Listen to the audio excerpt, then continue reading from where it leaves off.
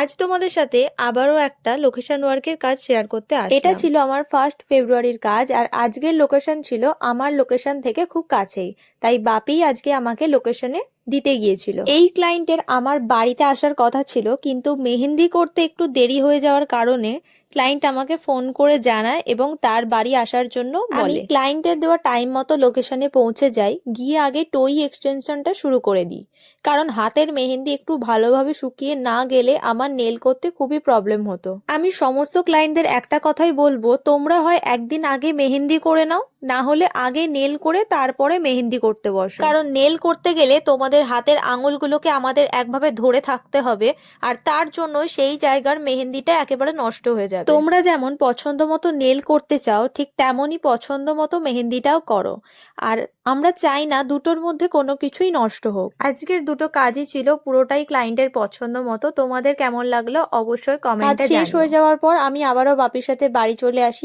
আজকের ভিডিওটা এতটাই, দেখা হবে নেক্সট ভিডিওয়ে। টাটা।